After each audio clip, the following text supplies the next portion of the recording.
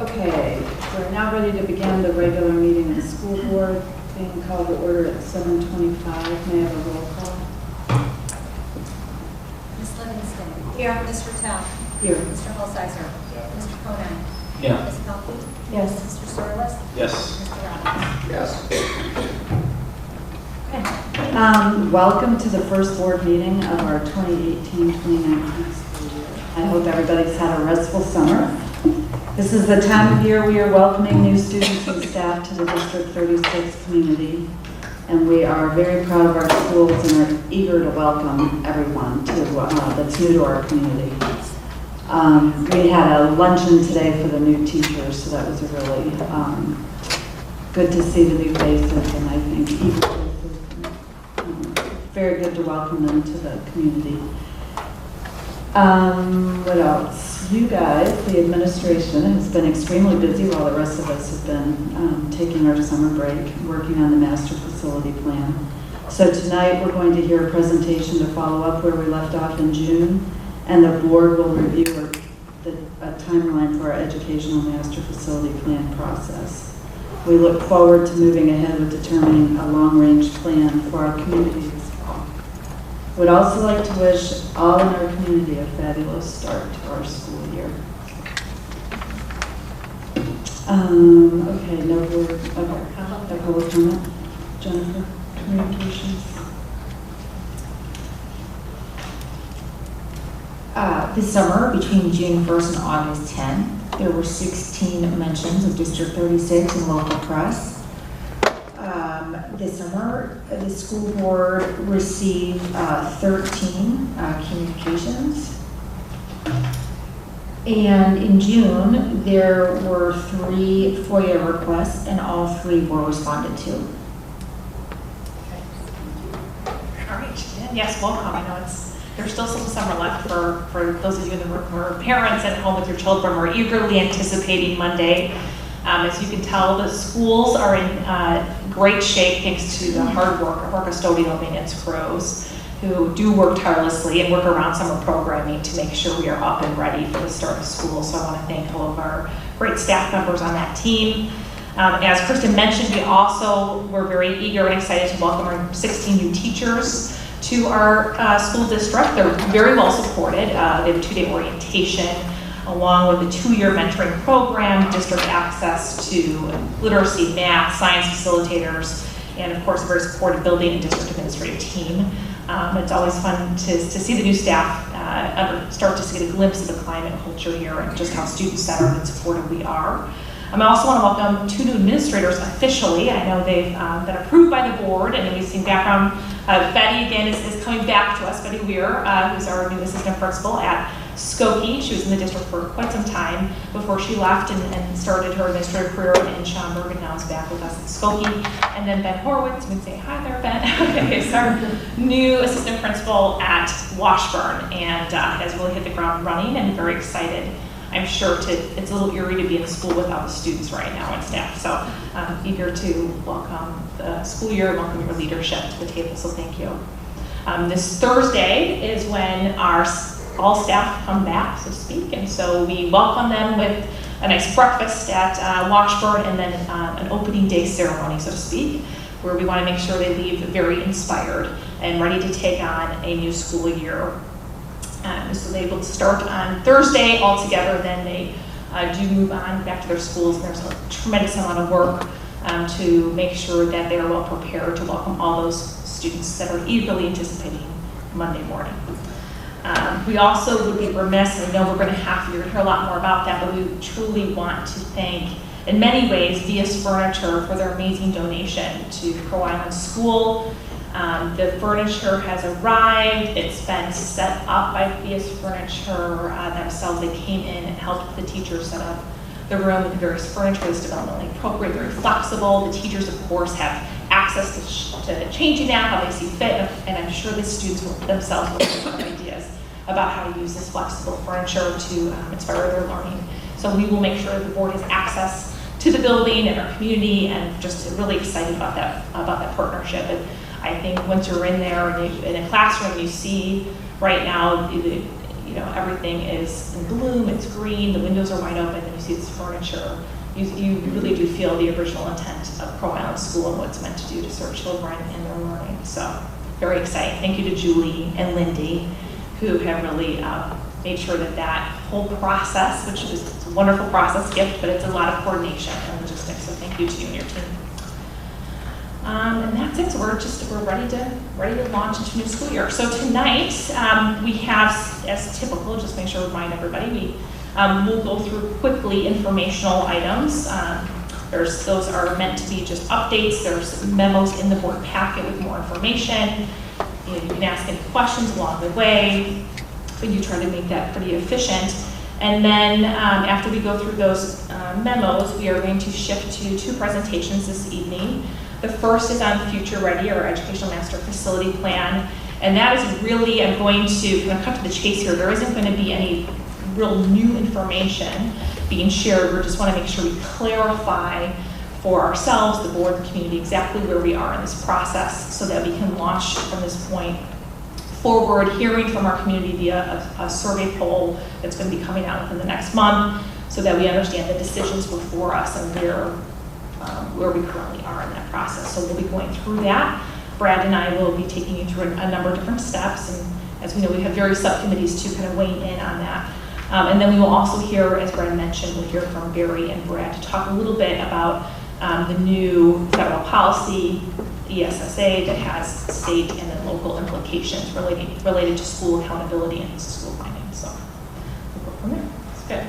So let's dive in. First memo of the evening is our 2018-19 assessment calendar. So it does provide an overview of the comprehensive assessments we give to our students, with the priority, obviously, of being able to use that assessment for instructional planning and to monitor our growth and achievement. We also have in there the new kids assessment. There's been a lot of press around that recently.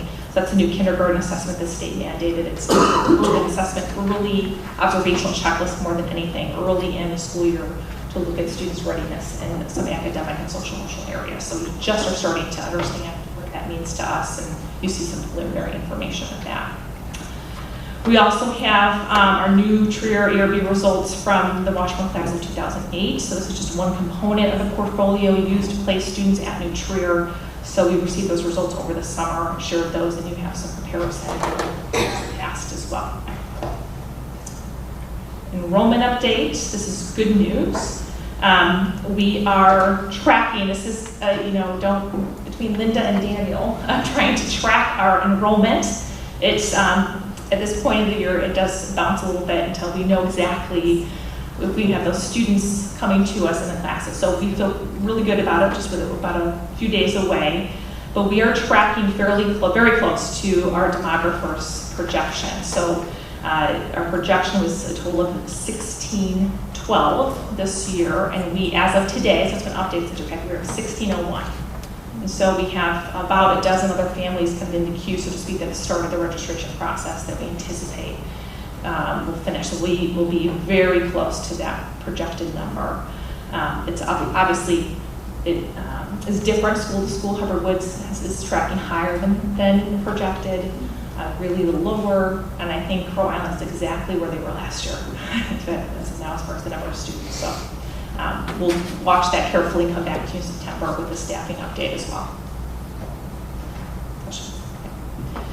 The District Wellness Committee, we just want to make sure, we're really proud of this opportunity that we obviously care deeply, number one, about our students, but a healthy classroom, a healthy relationship with students starts with a healthy teacher, and teachers do a tremendous amount of work both here in the district and at home, and care very deeply about our children. We want to make sure that they are also healthy as well. So we have been very, Jessica Lerner from in our benefits, holds our benefits position in the HR office. She has done a great job of marketing our annual health screening so that we do meet that threshold that our insurance company sets for us of participation. So we do get a refund back from our premium so that we can use that refund to fund some good wellness opportunities and activities, nutrition, to some exercise courses. So we have a committee of staff members who oversee that program and are just very proud because it's been very successful. It's the non-credit bearing arm of Winnetka University. And then the next is Crow Island Furnishings. So we just talked about receiving the furnishings, and then VS has also offered, which is very kind, and we have a formal agreement just so it's on the books and we know where the furniture is. We have several pieces of historic and furniture at Crow Island, which has significant value actually. And so we need appropriate storage space that's temperature controlled. We just don't have that in the district. So VS Furniture has offered on a permanent loan basis to hold that for us for free. So they have taken that furniture, they're going to be storing it, and then we obviously have a formal agreement just to make sure that over time we understand that we maintain ownership of that furniture. So it's good. So again, another thanks to VS Furniture. Speech and language services. So the State Board of Education does monitor school districts and special ed programming very closely. So this past year, the state did note that there was a disproportionate identification. They look at different subgroups of the white subgroup with a speech disability in the district. So as a result, Beth Martin conducted a self-assessment and has an action plan for you. We have to make sure the board has access to that, and the state has basically approved our action plan in response to that. Next is the district's bullying prevention plan review. So per school code, we do need to look at our bullying prevention plan by every 2 years by the school board. It's very important to us. We do have a committee of teachers and parents, actually board members, Nat or Jennifer served on it this year. We do look at our practices and policies related to student discipline and behavior. So this is just an update of that. And we have great insight from our students too about what's the best way to access information and what's the best way to learn information so that they understand the expectations put upon them. So this is just an overview of that plan and some adjustments that we made. And then last but not least, we have a number of policies for first read, thanks to Steve and Scott for sitting on very riveting policy subcommittee, so thank you. So those have been reviewed and are being recommended for board first read. The second read will be next meeting, and we'll look for board approval. Note the state is asking or requiring actually all school boards to adopt a resolution that basically supports our sexual harassment policy, which really ensures that anybody employed by the district or within the district that we're responsible for has access to reporting and access to the right education and support so that we handle any cases related to that fairly and appropriately. So that will be part of when you approve the policies. You'll also be adopting that resolution. I don't know if there's anything else you want to share. Okay. Any questions about the first reading? Thank you. All right, we're going to shift now to our Future Ready presentation. Like I said, we're going to cover a lot of ground. I'm going to, again, state the obvious that this is not meant to be a lot of new information. We're just trying to clarify and make sure we're all on the same page. So we'll go ahead and ask Lance. Thank you for pull up. There's a number of links here. Got it. Thank you. The board has a copy of this as well. So the last time we were formally together as a full board reviewing this was on June 6th, where we were at that point involved in more than a year-long process and had a lot of recommendations from our core team, and I thank them again for their continued commitment. I know I've heard from a lot of core team members too over the summer who remain very committed to making sure that they understand what's happening in this process, so I want to thank everybody. But just as a reminder, if you can switch over there. Yeah, oh good, thanks. Next one, yeah, you can do it right. As a reminder that this process, even though the Educational Master Facility Plan began in about March, this contemplation over how do we want to best manage our enrollment started back in December of 15 when we recognized that Crow Island was becoming overcrowded. And we also, at that point, around that point too, the board was having serious discussion about air conditioning. So those issues in enrollment balancing prompted us to look at this more comprehensively, hence the Educational Master Facility Plan that launched in March of 17. And now is taking us through the fall here. We're looking for an approval, which I'll review in a couple of slides, approval of that plan in end of October so that we can move forward and talk about implementation of that plan. So tonight, the goals for tonight's meeting is to, number one, is to understand that, make sure the board fully understands, and we will then publish and make sure the community is very aware of this, the Educational Master Facility Plan timeline for 2018-19. We also want to go through the working assumptions that have been built over time, so where we believe administratively we've landed with the board's direction on our master plan. And then the board requested at the June meeting to see and review what are the modernization options within the neighborhood school model that was, that gave spotlight that night, the K-4, 5-8 model. And then later this evening, asked you to approve Fallon Research and Communications as our survey administrator. All right, so let's first just clarify, as through any sort of complex process like this that involves a great deal of information, there are times when we start to conflate steps in the process. We want to be very clear. The Educational Master Facility Plan itself is a 2028 vision. It's a 10-year vision. It's looking at all of these pieces, saying in 10 years, this is what we want to achieve. And so what was starting to happen, if you go to the next slide, was that we started talking about, well, what are we going to prioritize? What is the first phase going to look like? And that really that's separate from the 2028 vision. So we want to make sure that our board understands, the community understands, that the Educational Master Facility Plan is a 10-year plan. It is meant to be dynamic. It's meant to be responsive.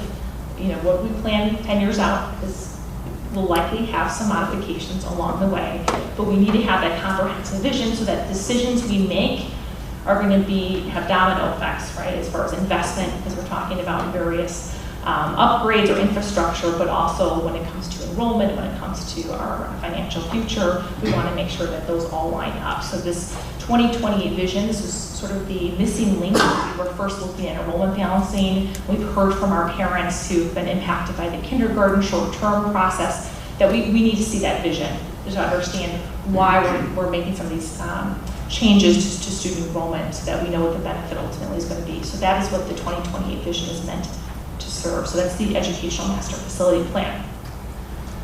So let's look then at the timeline that's in front of you. I'm just going to pull my notes, a lot of notes this evening.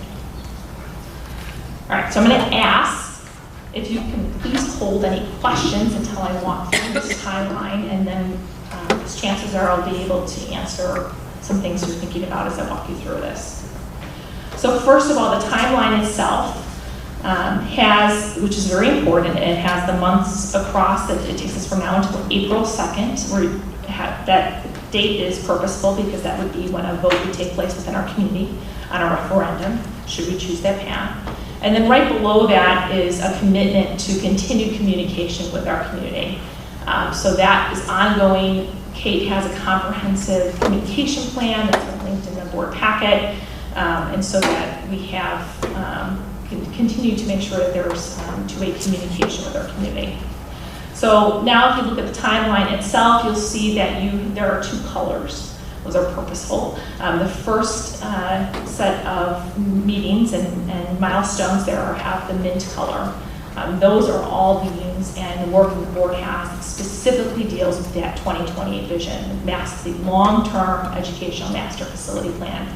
Once we shift over to the right there, we get into that tan coloring. That goes into actual implementation and phasing of that plan and making determination of what is going to be the first priority. Some communities want to tackle the entire plan in the first phase, but knowing what's ahead of us, it's more likely that we will have a phased approach. So once the board has committed to that vision, they'll move forward to looking at implementation and phasing. So I want you to focus just on the mint colors right now. We're just going to look at the Educational Master Facility Plan piece of this. I'm going to begin with the end in mind. So if you look fast forward to that last box there where it says the October regular board meeting, it's October 23rd. That is the meeting where the board is going to be asked to approve a master facility plan. So you'll be asked to, at that point, approve the grade configuration, the scope of modernization, facility basics, such as what will be included from baseline to common spaces, and some estimated costs associated with it. Now, in order to inform that plan and inform the community values, one piece, and I know we've talked a lot about this, is having a representative and accurate depiction of really what is the community, affirming those values, number one. And number two, understanding where the community is as far as readiness to support and fund a master facility plan at this time, to understand what some of those thresholds may be. So the board will be conducting a survey. So at that, working backwards on the meeting on October 10th, we're looking at. That meeting will be a really work session. The board will have heard at the previous meeting directly from Paul Fallon, our survey consultant. You will have heard the results of the community survey. So that work session in October is your opportunity to work through the priorities that will match what the community has said to us. Meaning we're going to listen to what the community shares, be able to make sense of that, so that the board can come through with a education master facility plan by the end of October. So that meeting today then is essentially just to make sure we're clear about this timeline and we're clear about some of those other pieces that I just described in our goals. So that is taking us through the next couple of months. We're adding meetings for the key pieces that we're going to launch the survey. It'll be a phone survey, a sampling survey that'll happen in early September and then come back to the board at the end of September so that you can have those results. So that's the education master facility phase. Shifting now, once that's approved, we'll move towards the second part of the timeline, the TAN part.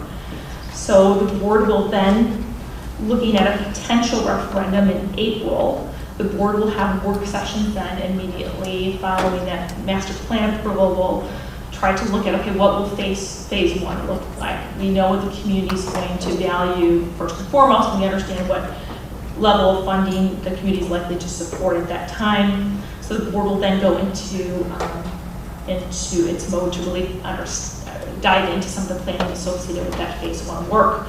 You'll see there, as early as December 18th, there could be a board resolution if you so choose for a referendum, but the very latest we could have a resolution is January 14th, and that's by statute. So then, if the board determines that we want to, that's necessary to have a referendum, there would then be that vote by January 14th. After that, the district itself goes into information sharing mode. There's no advocacy work on behalf of the district at that point. We're only sharing information, having information campaign with our community to make sure they understand what we're looking to do and why we're looking to do it.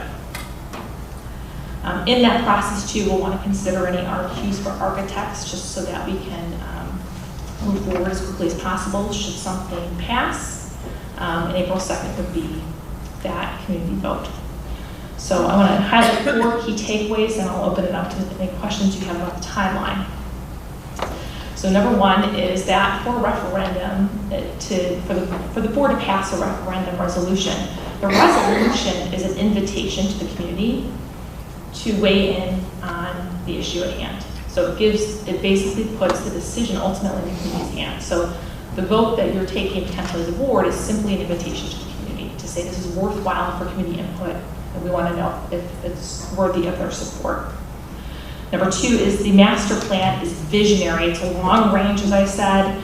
It's meant to be dynamic and responsive so that you need that vision, but you also, in order to make short-term, even as we're talking about curtains, and that's not silly, but even to make some of those decisions, we need to understand how that all fits into the long-term vision. So, but it is dynamic. Phase 1 planning does need to be made in conjunction with a long-term vision so that we don't have inefficiencies or that we don't expend the resources we don't need to spend.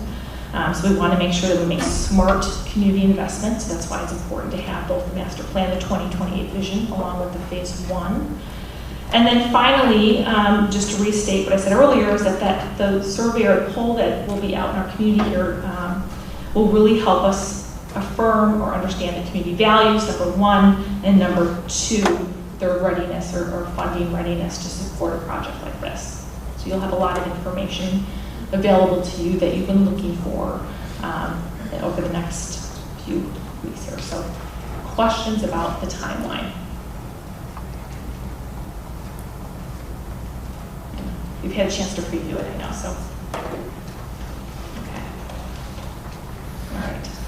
the next meeting, you will be hearing from Paul Fallon. Okay. All right, thank you. Next slide. All right, so now we want to talk a little bit, before I turn it over to Brad, I just want to set context for this. So before we even dive into the assumptions that we feel we have,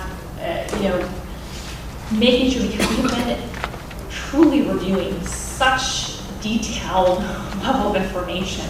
The depth of the process the core team went through was impressive, to say the least, but also it required a lot of attention of weeding through a lot of detailed information. And so we want to go with more of an aerial view right now and just make sure everybody's clear as far as we went through this process. We started knowing that as a district, we were investing in health, life, safety. We were on a maintenance plan. We were spending up about $2.5 million a year just to maintain our infrastructure. There weren't any improvements necessarily to educational space. We weren't looking for efficiencies. We were just doing our required work. We said that was not a master plan. It was not comprehensive, so we launched this educational master facility plan. There really were two basic concepts that were presented from the core team. The two concepts were consolidated school system, where we went to more of a campus model, if you recall, or a neighborhood school model campus, or not a campus, neighborhood school model, which is ultimately where we landed. But we want to make sure that through line, that aerial through line is very clear to the board, to the community, as far as how we landed, where we landed on June 6th, and what that means from a big picture perspective when it comes to cost, when we look at enrollment and look at educational benefits. So Brad's going to walk through the first few slides here, and then I'll take the last slide. Okay. So we're going to start with a model looking at just health, life, safety projects only. Again, these were items identified through our 10-year assessment conducted in 2015, and then we updated that in July of last year with DLR's physical assessment as part of phase 1 of the master facility plan. And this looks just at items, major systems such as mechanical boilers, roof piping, as well as minor items such as vacuum seals and steam condensing units. The major takeaway from this slide is this is really not an educational master facility plan. This is continuing forward as we have in the past by putting dollars towards repairs and replacement. It doesn't change the district, how we deliver education, which is an important piece of any master facility plan. You want to always focus on that through that lens. When we layer on top of this, we recalculated this as a 30-year cost, layering on energy and operational costs evaluated over the 30-year period. These, again, are all estimated numbers based upon our numbers from Amoresco and DLR. We came up with $114 million over 30 years, and that would assume that we would continue to put about $2.5 million towards updating these capital projects, mechanical, plumbing, building envelopes over this time frame. And there is no staff savings in this model. But again, this is looking at our current model of 5 schools, keeping Skokie open, and that total is $127 million over 30 years, again, estimated. And again, this is not really an educational master facility plan because it doesn't evaluate all the major items. So again, we looked at another model, a K1 2-8 campus, max modernization. Both of these campuses would be modernized. We'd update our K1 building and make it, bring modernization to it, and then you would have a new building that would have all of the fit and safety and security, all the updates necessary. And we calculated that cost at our meeting on April at $105 million. We updated that model to account for the 2,000 forward average plus 1 standard deviation for all common spaces. That added 39,000 square feet to the 2-8 campus and 14,000 square feet to the K1 campus for common spaces, and that is what we showed you on 6/6. We recalculated this for 30-year costs. Energy and operational costs are going to be in the neighborhood of $23 million for energy and operating costs. We reduce costs by moving to a single envelope building, brand new in nature for the 2-8 campus. And then we also calculated in, so this would be a deduct, estimated staff savings of about $85 million over 30 years. That would all come, and we did estimate on the low side on that, just due to putting all of the grade levels in one building. As I mentioned last week, we had to pop a couple classrooms in this building due to the influx of students that put us over that grade level guidelines set by the board. So it's important to understand that if we put grades 2 all in one building, we would be able to have 10 classes to spread those extra 2 or 3 bodies over. So we would see resulting savings from that. About 40 million of that savings is from non-instructional costs. None of these costs that you're seeing on any of these models have been factored in for inflation. So that model ends up at $63 million over 30 years with staff savings for an updated K1 2-8 campus. Right, I just want to clarify. Yes. Or I want to ask a question, I guess. Sure. So what's happened, because you don't need to add the 63 on top of the 125. What you're saying is, while the initial cost is 125, your savings over 30 years actually exceed your expenses so that the overall cost over 30 years comes Yes, down. you see the 125 plus the 23 and deduct the 85 to come up with the 63. Okay. And now we look at the model that the board landed on 6-6, which is a neighborhood school model. The community made it very clear that they value the community schools, the neighborhood school model. And we looked at this with with modernization tiers. Our initial cost of $102 million that we shared in April looked at tier 1 modernization in the K4 schools and tier 3 in the 5-8 building. So max modernization within the walls and the updates made to the 5-8 building. We added square footage as well as upgraded to tier 3 modernization for all 4 schools. Again, this model would have Skokie decommissioned, and that gave us a total 30-year total initial cost of $132 million. When we add in 30-year costs, energy and operational costs were evaluated, and we estimate about $48 million in energy and operating costs over 30 years, basically modifying and modernizing our current buildings, exclusive of Skokie, and moving our population to Washburn in a 5-8 model, with estimated staff savings of about $20 million over 30 years, and that is just in non-instructional staff. We don't believe we'd see much savings because we're still educating the same population, just in a different building model, different grade configuration. So again, Tricia's going to kind of go through the 3 models in total, but $160 million over 3 years with the K4 5-8 model. So just under $100 million more than the K1 2-8 campus. So it's important to look at that in perspective. But as you recall from the first slide, $127 million if we continue to move forward with the model we have without an educational master facility plan would just be about $33 million less than this model.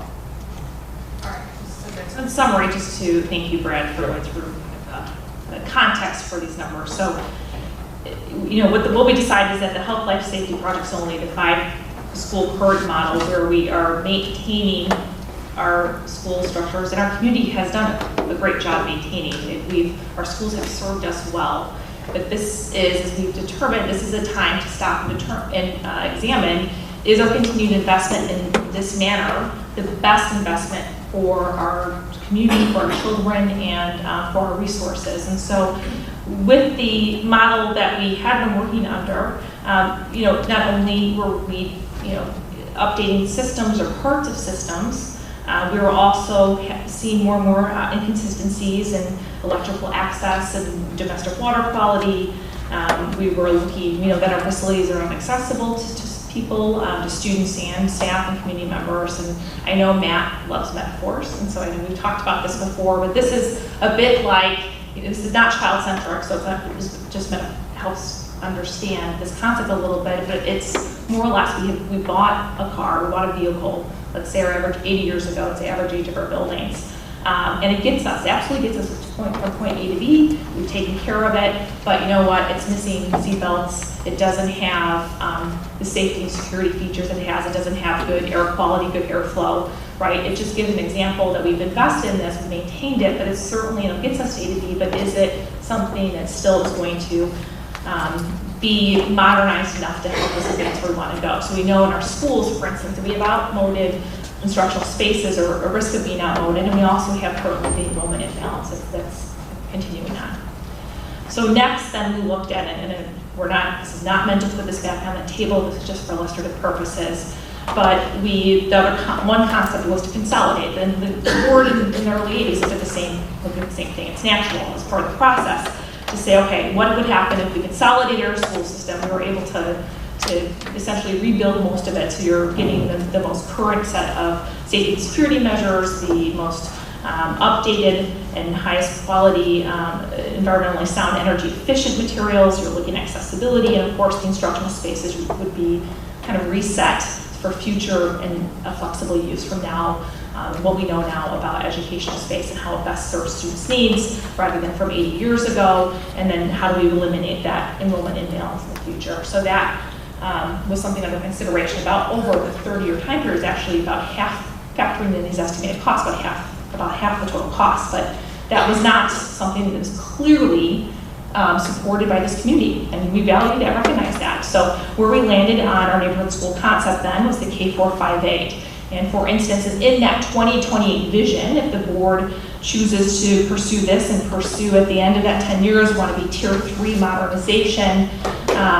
In this master plan, we want to make sure we maintain those neighborhood schools, but we want to upgrade our systems as best as we can and put in improved safety and security, accessibility. We want to take advantage of the instructional space that we can redesign and pick a model that's going to be most responsive to the enrollment needs. And that's essentially where we landed over the 30 years at about $160 million. So that is kind of the journey a little bit at a very high level as to where we were from and where we landed today. So any comments from this piece or questions or?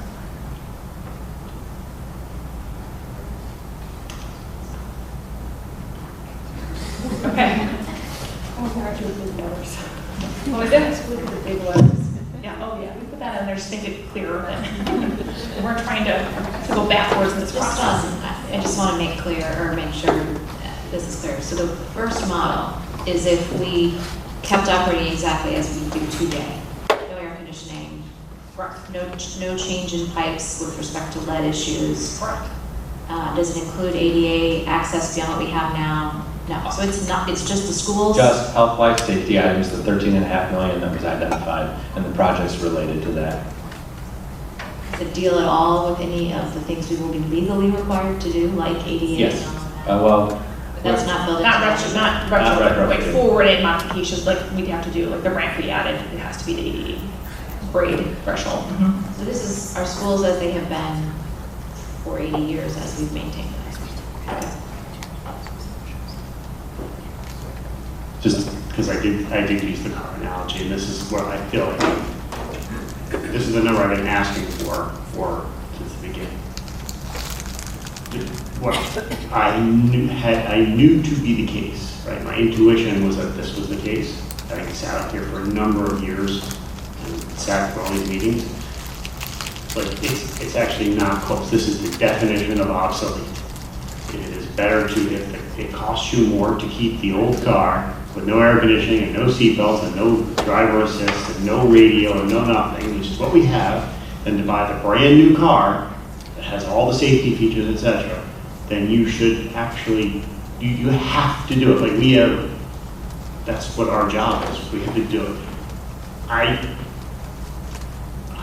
Look, as a taxpayer, I would probably think about saving $100 million, but I understand the will of the community. We're going to do what the taxpayers want, and if everybody wants to spend it, then I guess we'll, as a taxpayer, we'll chip in our fair share. We should proceed with option 3. But for sure, it was between 2 and 3. Like 1, the idea that we were going to do nothing makes no sense. Number 1's not even realistic because we're going to fix a roof and we're gonna fix air systems and pipes, but something's gonna have to give. I mean, there's gonna be a fluctuation, or the space is gonna be outmoded even more so than today. And as wonderful as our teachers and our staff are at accommodating learning in boxes, there's gonna come a point over 30 years where fixing a pipe and replacing a section of the roof and a tile is just, and we're gonna be right back where we are if we just do number one. It's just kicking it. I agree with you, it's not an option, but I also don't think it's realistic. I think things are gonna pop up.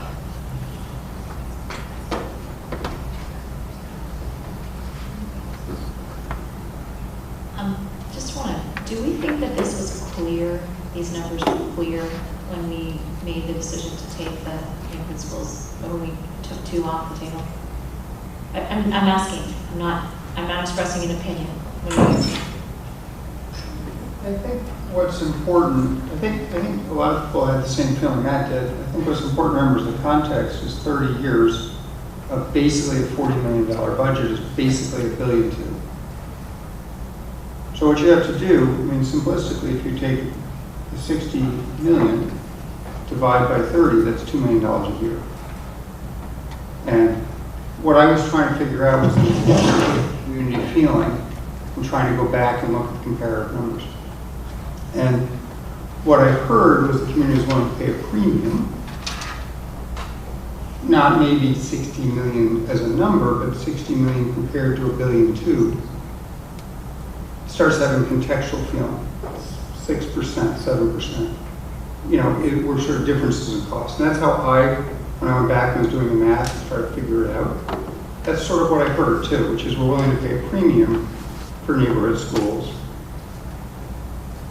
over what we pay today. I heard the same thing. I guess my question is really, do we think they understood what the premium was? I mean, I'm just, look, I'm not trying to complicate things. I don't know if we can answer that. I would say, to be very clear, the only number that's changed in here is that we added some instructional staff savings on the consolidated approach, just to be more realistic about what that might look like. So everything else has been in some way, shape, or form, in multiple ways, shape, or forms, I should say, has been shared. I think the real question is, as our community, more and more of our community starts to understand what we're really looking at and contemplating here, I think the question that comes up is, well, why now? You know, why is this a good time to be looking at this from a bigger investment standpoint? That's one of the questions we'll get, and so I think this helps clarify what we have been doing in that cost of essentially just maintaining systems, as Jennifer said, versus doing something that's more transformative from an educational standpoint and can bring value to our community in a different way. Why this is a time to review that and then determine with our community if this is the right time to execute that plan or not. I would say, let's not forget one of the reasons why this whole thing was initiated. So I get it, there's the facility maintenance issue, there's the educational impact issue, and then there's the enrollment issue, right? Which, to me, $127 million without the problem being solved. I don't care what our sort of approach is. If we don't solve the problem, then we're not doing our jobs up here. So do we need to talk about that part anymore? I think there was an issue. It was, we probably gave too many choices to the community in the sense that, like, what ends up happening is it's a framing question. If you framed it as only those 2 choices, the left and the right, the first 2, like, I don't think there's a rational person in this community who's like, great, let's keep what we've got. Because from an enrollment standpoint, it helps having a single campus. Okay? I'm not an expert, but in business, having a single point where you go out and you hire the very best specialists, whatever that might be, and I'm not saying we don't have them in every school, but there might be relative bests, the best nurse or librarian or principal or superintendent. Like, you have that ability at scale. That's why businesses do this. It's not a business, we're a community, so we're going to choose the one on the right. The problem was when we threw the one up on the right, we go, oh, we're going to needlessly go out and spend $33 million relative to just, let's just do nothing. This is where we start to spin, and for me it drives me crazy, because if If we're gonna argue about the 33, like, knock them down, let's go to number 2, because it's not close. One has to be done. Once we now say that, once you frame that for the community and say, look, what we are doing, we can't do nothing. Doing nothing, we're not doing our jobs. So we're gonna do something. We need a new car. If you don't like this version, you don't like the minivan, because there's too many seats in it, you wanna drive the sports car, great. We're gonna spend more money on the sports car. But we need a new car. And that was what I think was a little bit not clear to the community. Getting these numbers, it does include the real operating costs.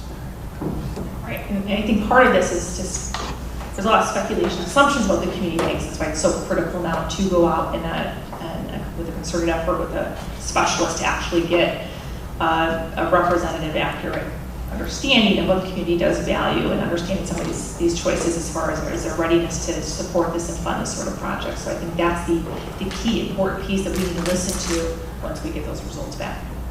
The other thing that struck me when I saw this, and this isn't the first time obviously, but is that in that 160 million, that's tier 3. That's all of our schools modernized to the max. I mean, that is Other the than a ideal, rebuild, right? Other than a rebuild, which is a different story. But if you're going to take an older building and do everything you can to make it current and modern and whatever, that's 100% done, as opposed to 50% done, or some grades, or some schools don't get it. And I get it, there's still a phasing approach, but nonetheless, that for that relatively small differential, you go from exactly where we are today to 4 effectively brand new schools.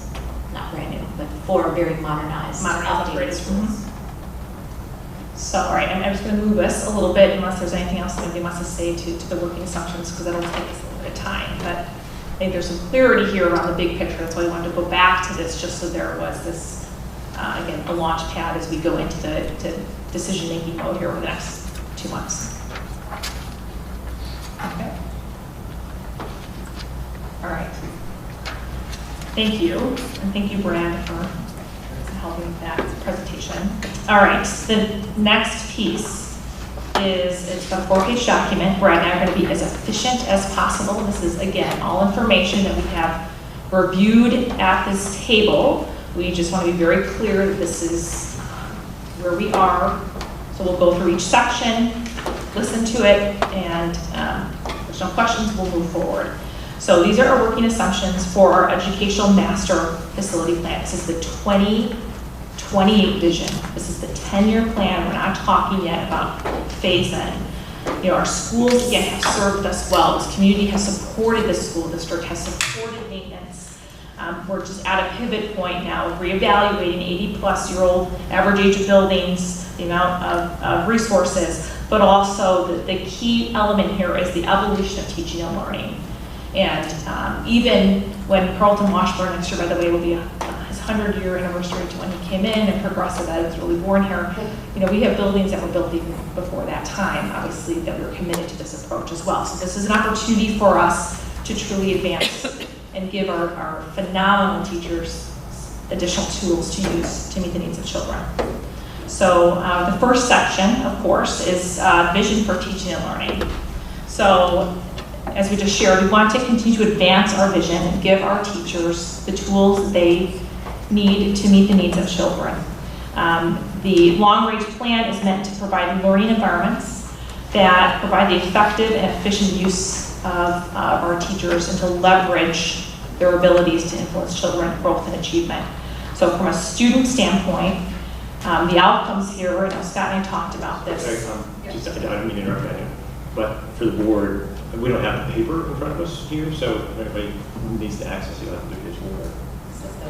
It's up Yeah, here, go up on the screen. and there's also a link in your, sorry, there's a link in your packet too, at the bottom. It's up top in the packet, the section. It's called working assumptions. All right, so slow down a little bit. So for the master plan for students, we do ultimately, as our vision says, we're committed to student growth and achievement. And so The master plan is to address that through increasing and improving our personalized learning opportunities and experiences, helping improve student engagement, student-to-student collaboration, and the number of high-quality inquiry-based learning experiences as well for our children. Those are all taken from various goals, too, that we've had in our district. Essentially, we want to ensure that there's relevancy here for our children, and so that we can impact that outcome and we can hold ourselves accountable to this. I think we're going to investigate what's going on. Someone got sprayed or something. Yeah. Probably up on the roof with the air conditioning. Wow. That's a way to clear the road, so thanks for staying. Spacing up our assumptions here. From a teaching standpoint, nobody's arguing that teachers are primary influencers on student outcomes. So we're not saying that the space is going to trump that, but we are saying that the space will give our teachers tools. It's just like when we now look to refresh our iPads. We don't talk about how many iPads and what the logistics are. We talk about how that's used as a tool and what type of activities and engagements our students engage in. So the master plan helps our teachers meet the individual needs of students. It allows for the efficiency in planning and technological access. So they don't have to worry about brownouts, they don't have to worry about making sure that they have what they need when they need it. And then also, we want to continue to attract the best and the brightest and be able to have ultimate staff satisfaction. We care about them, we want to attract them and retain our staff members. So this plan is also looks at that as well. So this is at the heart of the work that we do. We certainly want to make sure that even when we talk about the numbers and the costs and the enrollment, that this is ultimately our responsibility as our mission and vision to our school system and our community. Questions? Right, enrollment. So we want this long-range educational master facility plan to minimize potential need for future grade level reconfiguration and redistricting. So we know the board has committed, assumption number one, the board is committed that Crow Island kindergarten students being placed at Hubbard and Greeley is a short-term solution that needs to be addressed. Also, we look at both our optimal and maximum building capacities of our schools currently and with our projections into the future, our enrollment is predicted to actually be less than the optimal and maximum building capacities, but it's just not, our students aren't situated necessarily in the right spots, or our space is not configured in a way that is able to meet the capacity needs of our students. So you have some additional data here, a reminder from some of the Crocker reports about forecasted enrollment and optimal capacities. And just to make that clear, optimal capacity of our schools is about 70% of maximum capacity to allow for that flexibility of use. The next assumption under enrollment is that we will need certain modifications at, for instance, Crow Island, even if we, or when we do change attendance boundaries, and that we will, in all of these models and all of these situations, we are going to absolutely have to shift attendance boundaries. So I want to make sure that's very clear. And the core team talked about that and gave ranges of what that might look like.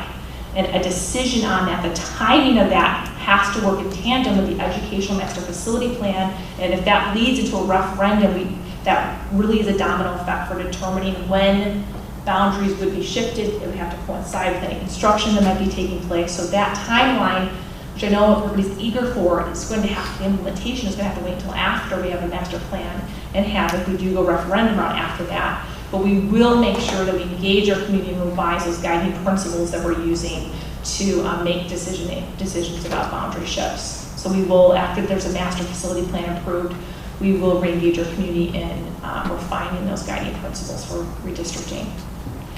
And then last, under enrollment, is that the long-range educational master facility plan will include some renovations and additions to course spaces so that we are forward-thinking the fluctuations over time in enrollment. Right now, we've set that as an average of enrollment since 2000 on and plus one standard deviation. So, but that's essentially the concept that the board agreed to, is that we would look at that, looking at those common spaces.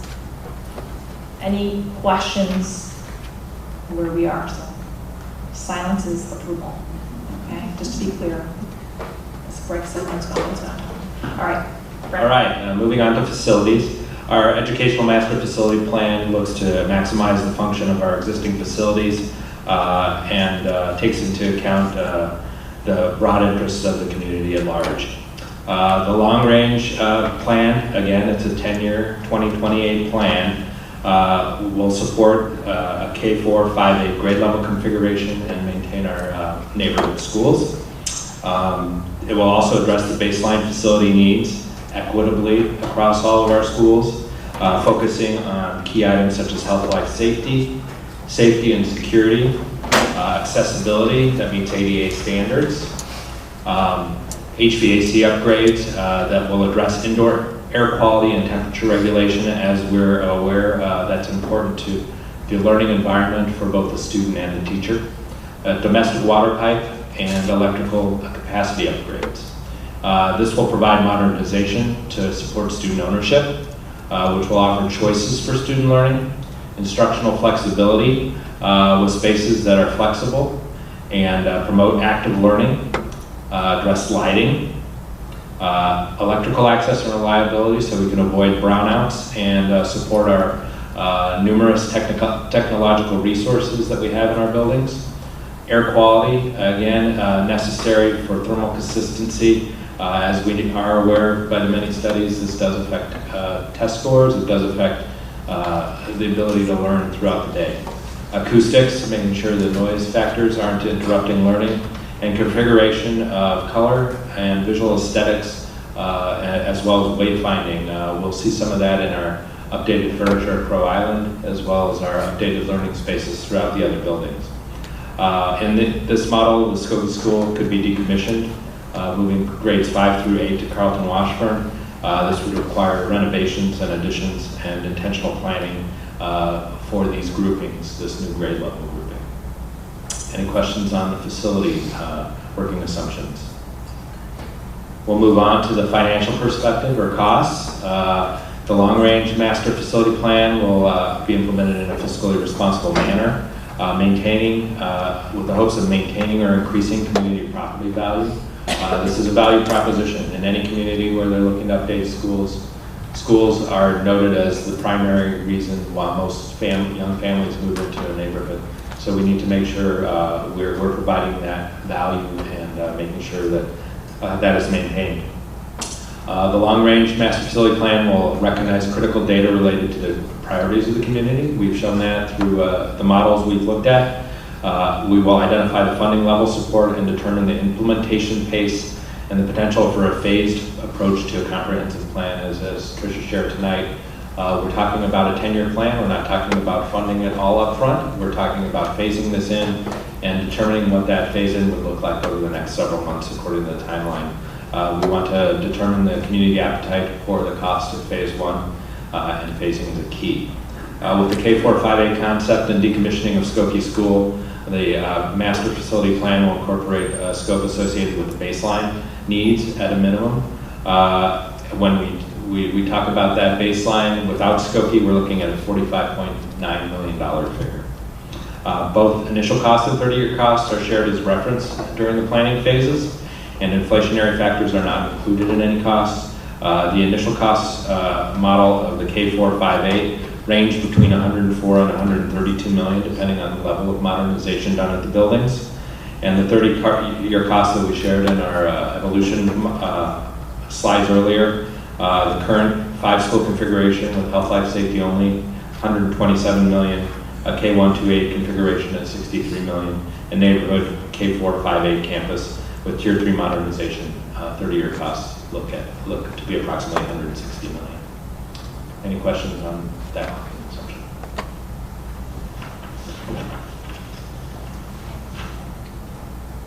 All right, so that was a healthy exercise. I know it was a lot of information, but it gives us clarity around what the board has committed to thus far in the education master planning process. So now we have the critical piece of hearing directly from our community in that survey. All right, thank you. Next, thank you, Lance is now just back to the main PowerPoint. Okay, Now, the last piece here is we really want to just recap where we landed on June 6th, so there's clarity there, and then respond to the board's request about what are the options for modernization. So you can click to the next one. This is from, I think we took a 90-slide presentation and tried to sum it up in one slide, but this was the K4 5-8 model as presented by the core team on June 6th. So to be very clear, this was not a core team recommended plan. This was in response partially to the board's request to start prioritizing the plan. So this is where we started to conflate a little bit that 2028 vision with the implementation plan. As if you recall, the board asked, where would you want to prioritize modernization? And so that's why you'll see the Tier 3 modernization up at Washburn. So this document, which shares a lot of detail, highlights everything from modernization to cost to what sort of space would be added or renovated in the model that was last presented to the board. So just to make sure you get your heads around that one. Next on the board asked for what are our options for modernization. So if you flip real quick to the next slide, actually, if you don't mind.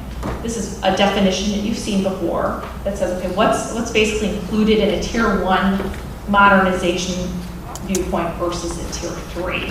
So you'll see Tier 3 is far more about structural shifts and adjacencies and renovation, and Tier 1 is more related to upgrades that you can provide. Sort of what we're doing with our foundation project this year with some of our prototype spaces where we're looking at furniture and lighting and things like that. So if you flip back, thank you. Okay, so the board has a reference point, the community has a reference point to look at what the cost is estimated per square foot for the tiers of modernization, all from the bookends there are furniture only on the way up to a rebuild. This is an all-in per cost per square foot. So this includes any architectural fees and furniture that we put out separately on purpose, but includes all the pieces to that. And it is in the ballpark. We've tried to verify that. I know some board members have been, and we have been very focused on making sure this is accurate. These are in the ballpark as far as cost per square foot, especially given our infrastructure. And we know, for instance, we'll have asbestos to deal with, or we'll have even the type of neighborhoods our schools are in are more costly for construction projects to take place because of the roadways, the narrow roadways and things like that. So it's all been taken into account here to provide us with a pretty accurate or confident estimate of what the cost per square foot would be as well. So, and of course, the biggest component to this is also what we anticipate to be the educational impact of the tiers, which is, again, that's our main point and what we're trying to advance as our vision for teaching and learning. But that is a response. So that just gives you a sense as when we talk and get nearer to that October approval of an educational master facility plan, when you're looking at the scope of that 2028 vision, you'll be looking directly at this modernization tier to determine where you want to land, where we want to land on modernization. So that is what all we had related to Future Ready this evening before we launch into hearing from Paul Fallon next month. So thank you very much. Questions? Sure, yeah, I do have a question. Our recommendation of average to when we rebuild common spaces or add on to common spaces to make it, trying to remember, average over 10 years, 5 years? It was like 18 years, last 17 years. Mm-hmm. I don't know that that's wrong. I'm not sure it's right. Do we have it's helpful to have the square footage number because that's ultimately going to be a square footage question. Correct. That we may decide to change if the feedback we get from the survey indicates it. So that's I guess what I'm saying is that's still adjustable if we need it to be. Right, that's a good example of what needs to be the level. It's the education master facility plan is not going to be down to the color of the brick, right. Or the design. It's going to be though to the level of what level of modernization, including when we look at those common spaces, does it make sense knowing what we know about enrollment? Were we too ambitious on how big we really wanted those common spaces? But I know there was some feeling that we do need to provide some flexibility because it's far more costly to go back to a common space and renovate it over time than it is just to make it larger from the get-go. But yes, short answer is that is the type of conversation and commitment you want to make leading up to October. And the 160 million number, was that based on our assumption, so that was, it was calculating common spaces renovated to the standard we'd set before? Yes. Yep. Can I ask you a question on the timeline? Yes, Kim? So in November, when we have discussed and defined potential phase one project scope, how detailed? So are we going to be talking about this is a school that we might Yeah. handle first? And Yes, exactly. So something that's going to bring interest to this board is making sure that we follow through on our commitment to Pearl Island's kindergarten, for instance. That's not a surprise. So I imagine that's going to be one of the first conversations we would have is how do we ensure that Pearl Island's kindergarten, that we're able to bring those children back, that community back, how would that fit into that timeline? So that's what we'll be talking about. That's what helps it. so at that point, we'll kind of decide, okay, we're going to either do one school at a time or however we're going to do it. Correct. And you'll have some of that conversation as you lead up to October, because the community's going to let you know where they're at. Are they ready for this? How do they want to fund this, if at all? And so once you get that information back, then it'll also give you great clarity as to really what scope is possibly ahead of us. Good questions? Anything else?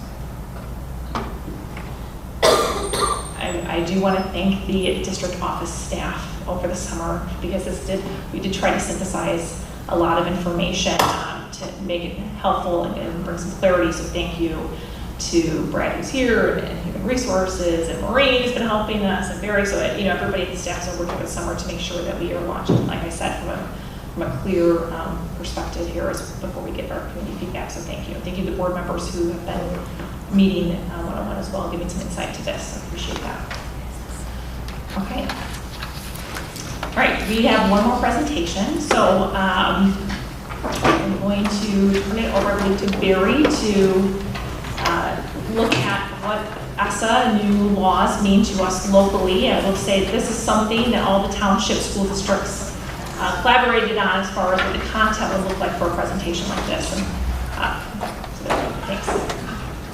Thank you. So Greg Olson and I will be presenting on ESSA and EBF.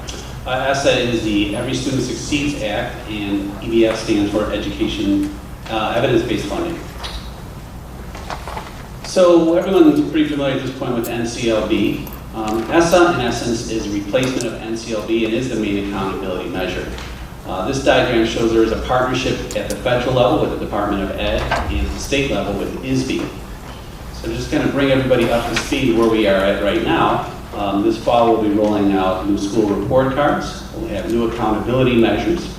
But kind of backtracking where this all started, about 2.5 years ago, the state had actually approved a plan, developed that plan, and brought that plan before the federal government under ESSA. It was approved in 2017. And again, this is the first year of the initial rollout. Going back even further, NCLB was rolled out in 2002. The hope for NCLB is that by the time we get to 2014, all students across the country would be meeting standards. Obviously, that was an unrealistic goal that was unmet, but the work continues. So there's been lots of good work and lots of committee work at the state level, at the federal level, and develop what's the next plan. The next plan is designed to terminate, if you will, in 2032. It has some important long-term academic goals that we're going to dive into. Going a little bit even further back into history, you may know that there was originally an act for the education of elementary and secondary schools under the Lyndon Johnson administration. So this actually dates back to the 60s and is the latest evolution of our plans. One of the things that is really different with this as compared to NCLB is that actually states have a lot more latitude in determining what the criteria is in terms of measuring growth and so on and so forth. The goals established, there are some touch points along the way every few years at 3rd grade, 5th grade, 9th grade, 3-year intervals, if you will. There's also looking at college and career readiness. And so by 2032, There's a hope that our students will be meeting most of those standards across the board. Also behind the scenes, there's graduated scales defining where those targets are. So there are core academic indicators established. Some of the core academic indicators, just to let you know how the formula will kind of shake out, 75% will be core academic indicators, 25% will be other important indicators. When we look at the proficiency, we've talked about, when we've done the assessment reports, we talked about the difference between growth and proficiency. So proficiency, there's that academic level. Math proficiency will be 10%. ELA proficient will be 10%. The bulk of the metric will be on growth. So about 50% will be actually the growth metric. The other 5% will be English language proficiency, progress towards proficiency. Those. Just pause there, because Yes. this is where our local superintendent network has actually been very active at the state level, and along with other superintendents, because the growth, which is a valuable goal to have, however, we don't have a statewide assessment that is made to measure growth. PARC is made to measure proficiency, and so statistically, they're trying to manage that, so that there's some growth outcome, even though the test has changed every year. And so that is something we'll be watching closely, been advocating for, and making sure that communities are aware of the accountability measure and having the right tool. The state did listen. They have gone out for a new RFP. They are looking for a growth-based tool such as math, but it's going to take some time, and their message to us has been, will just help us tell the story. Even though these are going to be in newspapers and they're going to be all over, help share really what's happening, the good news, and just going to take time. I just want to make sure it's really clear that this is going to be kind of retrofit growth measure using this assessment. So thanks, Gary. Sure thing. So moving on, there's other indicators as well, in addition to academic indicators, which are also important towards student success. That will be the climate survey, which is probably what you've heard of, the 5 essentials will be the main one. Also looking at chronic absenteeism, and that's going to be defined at missing 10% of the school year, and that's for both excused and unexcused absences. After taking that data will be crunched, and schools will actually receive a rating on one of 4 levels. The tier 1 level, at that particular point, you have to have no underperforming subgroups. So subgroups are things like English language learners, traditional minority groups. So if you have an underperforming subgroup, you will actually be moved down to tier 3. You also have to be in the top 10% of schools. So one of the things is there is a straight ranking process that's going on. So you have to be in the top 10% if you want to be a tier 1 exemplary school. Tier 2, which are commendable schools, you have no underperforming students in those subgroups, and you fall somewhere in between in terms of right below that top 10%. Those thresholds will be established every year as well by taking all of the schools and ranking them. Schools in tier 3 and tier 4, those are listed as underperforming and lowest performing schools. Those schools actually were notified this year. They will actually qualify for support. So one of the things I think that this brings forth that maybe sometimes we didn't see in NCLB. NCLB was often criticized as an unfunded mandate. There are funds available right now, actually starting in August, for underperforming schools in tier 3 and tier 4. One last little thing that you mentioned, that I want to mention, is the participation rate. And we know that under PARC, we've had some issues with participation rate, but it's been getting much, much stronger. But the state is being pretty strict in terms of setting a threshold of 95%. So if you have students, if you're not students that don't reach that 95% threshold, that will be counted against you. So if you have, let's say you only have 90% of the students take it, 5% of the students will be deemed as not making it, and will be your overall calculation. So I think it's participation and having a positive testing culture is as important as ever. What is our rate? So it varies, so basically we're right around 95 in the elementary schools, and as we get up into the Washburn and Skokie, now we're in the high 80s. And I think, yeah. So Make sure there's communication, Yeah. the accountability has changed on that. Sure. So, Sure, and we mentioned that in our assessment report, but going back to 2015, where our district and a number of other districts really had close to a 50% participation rate. Again, Tricia had mentioned that the growth metric has not been developed yet. There's a competitive bidding process and an RFP out there for that test. The test does have a name. It's called the Illinois Assessment of Readiness. That is what it's going to be replacing PARC. And again, it's going to be, has to have a growth component as part of it. Schools also will be getting a report card, as they always, but the difference is we'll have a rating, like an A through F rating for each of the schools.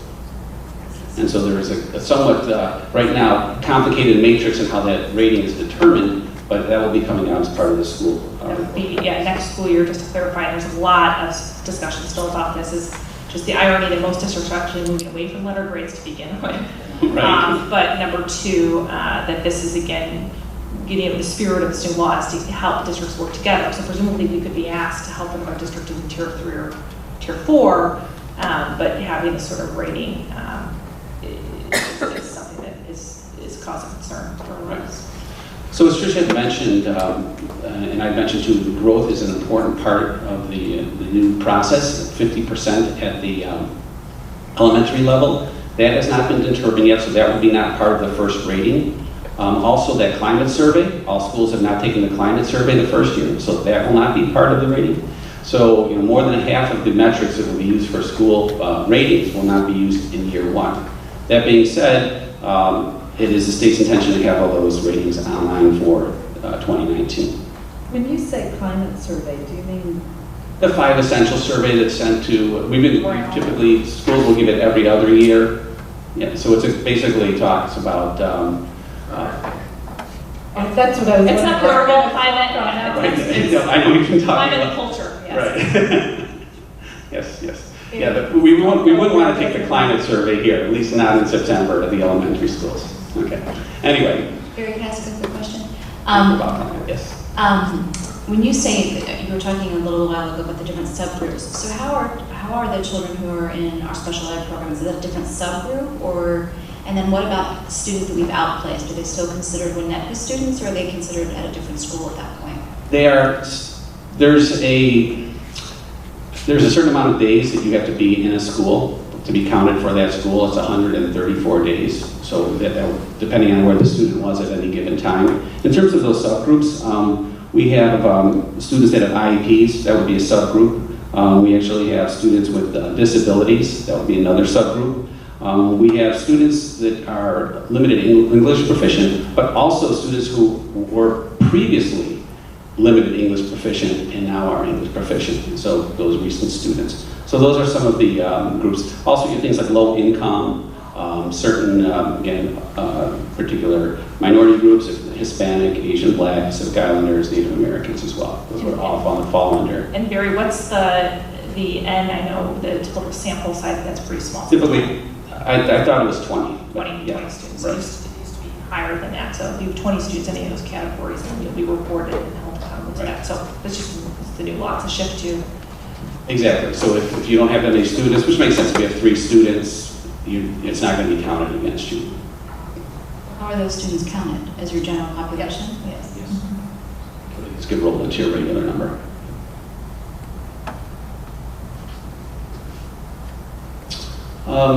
So just moving on then, again, we'll be getting a grade this year on the school report card. So moving forward. Just a little bit of it for our timeline. We'll have a designation, and the designation is by school, not just the district, so every school will have a rating. And it'll have a letter grade for growth when that becomes online. And then again, where you have the targeted schools, those are schools that are those underperforming schools. They'll go through a separate process for support. So next up, Brad will be talking about evidence-based funding model as part of the Act. All right. I'm going to share with you the evidence-based funding model that is part of ESSA. It has 4 major components. There are 26 elements applied to our students in order to determine the resources necessary to create a high-quality educational opportunity for those students. They begin by looking at local capacity, or calculated real revenue. How does the local school district fund its schools? Obviously, in Winnetka, I showed you earlier, just under 90% comes from property taxes. If you're downstate, that is a different story. They then look at the base funding minimum, and that was set in 2017. The old money that was given to the district by the state, and set that as the threshold. They didn't want any districts to see a lower funding threshold from the state due to their local capacity target. They then broke us all the school districts in the state down into tiers to determine the new money and how that was distributed. And that all goes into, those are the 4 major components of the distribution model. Why does this really matter and what does it mean to District 36? Again, they're using 2017 as the base model, and you can see here our breakdown of funding in the year 2017. We got about $373,000 in general state aid. We received funding for special ed, personnel, children requiring special ed services, as well as tuition, transportation, and then room and board for special ed and teacher quality, Title II. That money created our education-based funding model for 2018, and then we added new money for 2019 to get a total of $1,084,000. This is just about $1,800 more than the prior year. So we break down the tiers here. You can look at the district adequacy target and see how that builds up to the local, take out the local capacity target, our corporate personal property replacement tax, and our base funding minimum. And that then breaks it down into tiers. So tier 1 is considered those that have 60% or less of the threshold. You can imagine here in Winnetka, we're in tier 4. We are that group of districts that is going to only see 0.1% of any new funding in the state. So it's a very small percentage, which matches up with our funding in the coming year. Barry and I are happy to take any questions at this time regarding the ESSA model. The one other piece of this model is we do have to break down our funding by school, which we do for the most part, but we'll have to break it down even more granularly to make sure there's equity amongst the schools. It becomes a bigger issue in a larger school district where you might have equity issues. We don't believe that will be a problem here as we typically allocate our funds. Just the challenge, correct me if I'm wrong, is that the school that might by chance here in Winnetka have, just by nature, have a more experienced staff is going to, then of course kind of adjacent to that's going to have a higher salary cost. So when compared to a school that might have newer students or teachers to the district, it'll look inequitable, but it's really just about experience. That is a challenge I know that we're trying to, districts are trying to figure out, because it's not like a nature of quality or overspending or underspending one school over another. It's really just what happens to your That's easily easily analyzed by looking at the number of teachers you have per student and breaking it down just by salary. Right.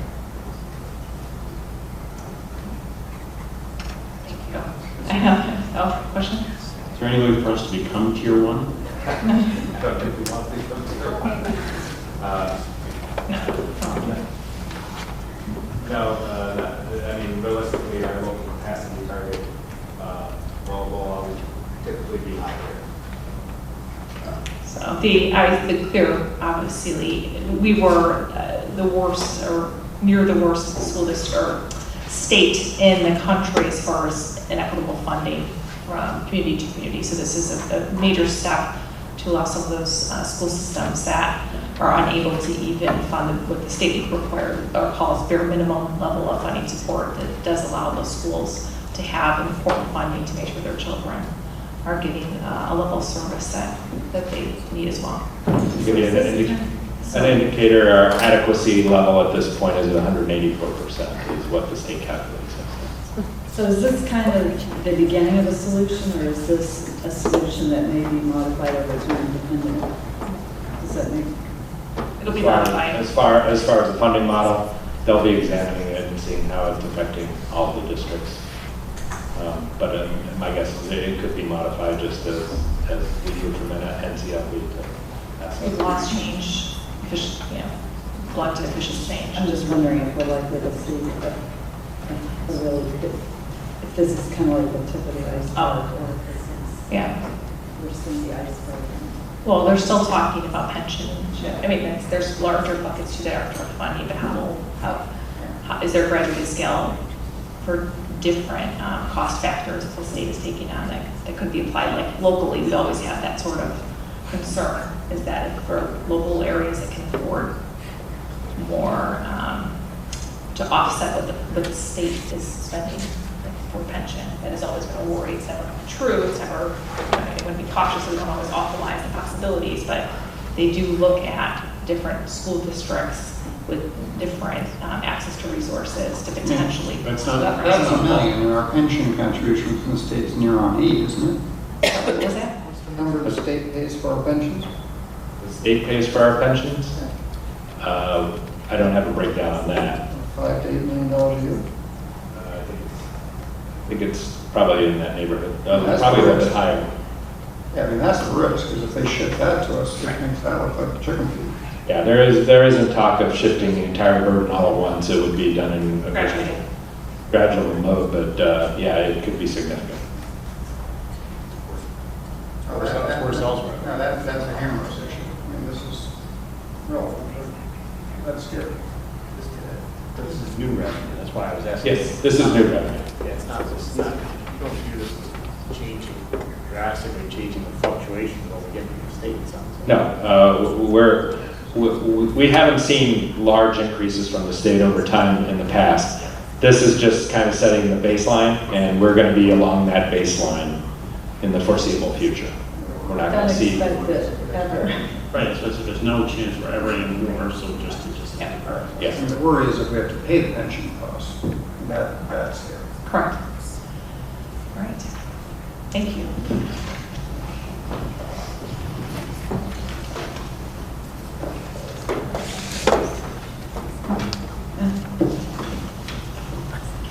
Okay, a motion is requested that the school board approve the consent agenda, which includes the following.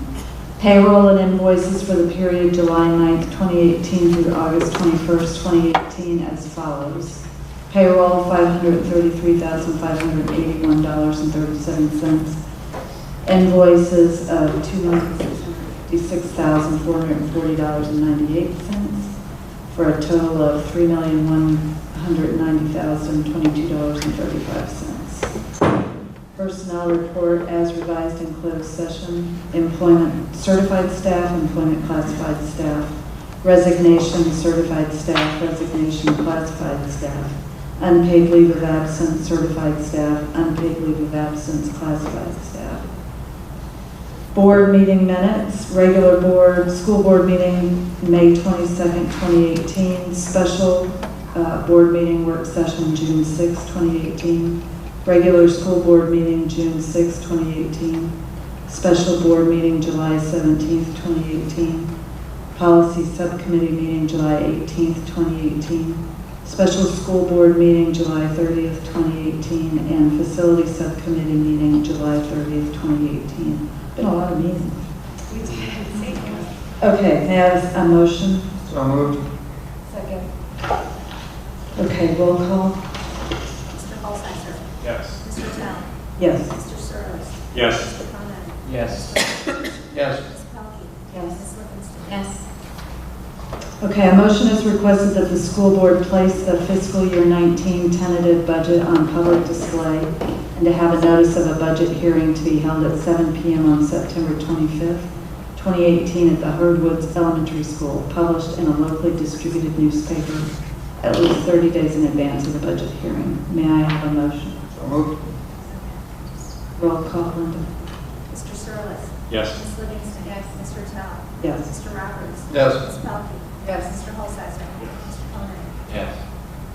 A motion is requested that the school board approve a 2-year extension of the Winnetka Public School nursery lease from August 1st, 2019 through July 31st, 2021. May I have a motion? So moved. Second. Roll call. Mr. Conan. Yes. Ms. Pelkey. Yes. Ms. Livingston. Yes. Mr. Tell. Yes. Mr. Roberts. Yes. Mr. Surlis. Yes. Mr. Holzhauser. Yes. Motion is requested that the school board approve the intra-district transfer request on behalf of student 201-80801. May I have a motion? So moved. Second. All in favor? Aye. Anyone opposed? Educational Master Facility Plan, Fall 2018 Survey Poll. Motion is requested that the school board approve Fallon Research Communications to conduct community survey for $14,000. May I have a motion? So moved. Second. Roll call. Ms. Rutel. Yes. Mr. Roberts. Yes. Mr. Holsizer. Ms. Livingston. Yes. Mr. Conan. Yes. Ms. Pelkey. Yes. Mr. Service. Yes. Okay, and do we have a facility subcommittee update? Yes, in my cheat sheet here. Well, I won't. We met primarily we spent time meeting with the Preservation Committee from Crow Island, going over the historical structures report and talking about that. And they had asked for a board member to join them in their meetings, and Steve Cirillis has kindly volunteered for that role, so he will be attending your meetings going forward. We also talked about deferred maintenance issues that Brad touched on briefly tonight. And what's the third item? Tours. Oh, we did a tour of Crow Island and got to see some of the new furniture, which was fun. So, yeah. And we also saw the new playground and what they've done, and I experienced it personally over the weekend with my kid and my daughter, and it's really fun. It's great. Finance subcommittee? Yep. So we met, we went through the investments the district has. Interest rates are rising, as we heard. We have one account with a $10 million in it, but it's covered by a letter of credit that is totally secured, so we were short, but we were, I remember the Bank of the Ozarks that didn't jump out at us as something we understood. So that was good. And then the other thing we talked about was a 5 or 6 year model of revenue and expenses, and basically talking about how what he was talking about covering the $13 million capital life safety if the bond did not pass or our referendum doesn't pass, making sure that we use budget surpluses to be basically swept towards being able to pay for that. So we spent a fair amount of time in the details of those numbers, talking about what were in the assumptions, what were not in the assumptions, so we felt comfortable that it was the right thing to do. So, and we did that in the budget resolution. So that were the two main things we did. Okay. And the next time we get together is August 28th from 2 to 6 for the board retreat. Where's that going to be? At the school community room, so it'll be facilitated by some from the Illinois Association of School Boards. It's a good exercise, a self-assessment. We won't be talking any business. It'll actually be in closed session because there will be no business. It'll be about board work and commitments and working agreements. So it's a wonderful service. Take advantage of. Okay. Maureen, do we have public comment? Yes, we have 2 public comment. We have Stephanie Simpson and Kirby Dunan. Stephanie's up first.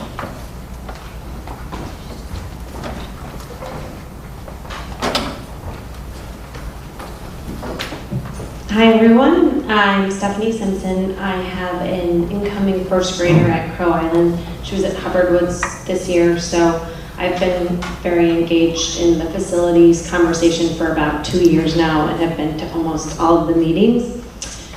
For the record, I also like a new car for $100 million less, but that's not why I got up to talk. I wanted to comment on the selection and representation of the K through 4 model as the only neighborhood school option. You know, this process, you put the timeline up at the beginning, it was a very long process, it was a very thorough process. You appointed community members who were parents, who were taxpayers, who, you know, they didn't have an agenda from what I could tell. They went in with an open mind, and you had educators. And the majority of those people voted for a K through 3 option, both the educators on their own and when you take them out. And to me, as an outsider, it also seemed like, you know, it's obvious the community wants neighborhood schools, so to me it seemed like the best balance of the neighborhood school approach and also some progress and modernization. We went into that meeting on whatever it was, June, whatever it was, and the plan was to take 2 concepts forward and vet them further. And in my opinion, the K through 3 option was taken off the table at like 11 o'clock at night in a fairly hurried fashion It seemed like it was just in response to sort of a vociferous, opposition from a small faction of the community that just wants the status quo. So I'm up here to appeal that I think it's a good idea to consider that as the neighborhood school option for people to at least take it to the survey, fully vetted. Maybe the costs make it, prohibitive, but you spent so much time on this process, it just felt like one of the most important decision points was made in a fashion that wasn't as thoughtful as everything else leading up to it. So that's my opinion. Thanks for your time. Thank you. And then Kirby. Hi, everyone. It's me again. I'm Kirby Doonan, community member, parent, member of the core team. I also just wanted to reiterate something that Stephanie just said, that there was an opportunity at the June meeting to keep the K-3-4-8 model on the table for further examination, and I would just like to urge the board to continue to look at that. Even tonight, looking at the numbers again, including some of the efficiencies and things that we will see in the 30-year costs, I think it's important to keep that up there, to look at that, and remember that that may provide even further efficiency. So if we are, and I'm very heartened and hopeful that the board tonight talked about moving forward with an educational master facility plan, because I believe in it. I think it's really important. We've worked very hard for several years, as Tricia and Brad have outlined tonight. And I think it will be good for the community as a whole, not just for those of us parents, kids in the schools. And I just want to remind ourselves that when the core team made that majority recommendation to you, we were thinking about it from maximizing the benefit from a teaching and learning perspective, because we knew that number. We knew that number that we have to spend anyway, so let's maximize it with that teaching and learning benefit in mind. And that was why, that was what mostly informed that recommendation. So just kind of want to remind everyone of that, and urge you to continue to think about that model and revisit that, and possibly keep that in the dialogue as we move into the fall, making that decision. We did have a majority recommendation amongst the community members and the core team as a whole. And we know, and as the school year begins, there's still a group of people that are in the midst of taking one for the team as a part of this undesirable short-term solution. And I just want to remind everyone that another factor in that recommendation of the K-3-4-8 model was the opportunity to impact fewer children in that redistricting disruption. And that's something that's just very important to remember, given that we have asked the community to carry this disruption for us while we sort this out. So I just want to remind you that that model offered the least disruptive redistricting and was the only model that allowed for an opportunity to grandfather children. So I know we won't be in a position when we move toward referendum to talk about boundaries and where kids are going to go, but we do know the numbers, and we presented them in June. And those are real numbers. Those are real kids and families that are going to be further disrupted, and sometimes maybe doubly impacted. So I just want to make sure that we all remember that when we have these conversations. Thank you. Thank you. Okay, is that, Tricia, that's it? just basic, we didn't take K-3 off the table. There's been Prioritize one, but we didn't. technically, right, nothing's been voted for education master facility plan. So Okay, so in theory. you just provided focus and direction. 4 to 5, 1, 0, 5, 1, Prioritize the one, and I think that was just because we needed to move forward. One thing that I think I learned tonight, though, that I would ask for just for September, this is when we talk about redistricting, because I saw some of those numbers, in case when we go to the referendum and people are off, we ought to at least talk about, because in the K-3, right, it was less. You just want the range to Yes. bring back the range of redistricting that Kirby's talked about, of who's impacted how many the number of families that are impacted? families and students. Yeah. I hate for that to be the reason we can't get a referendum passed. Hopefully the survey will give us data, will tell us whether we should be thinking about this a little bit differently as far as what the community wants and what they're going to prioritize. I'm hopeful, because I hear you, and I think we need to move through that. And to that, when is the survey going to hit the community? We are working the draft of this, so in a couple of weeks, early September, mid-September, so that there's enough time to have families. Sometime in the month of September or quarter, like with enough time before the 25th, right? Correct. So Paul's very confident that this is a highly manageable timeline, actually more than he has in most districts, he said. So we've been engaging him on this to be in preparation for the board vote tonight. Okay, may I have a motion to adjourn this meeting? I'll move. Okay. All in favor?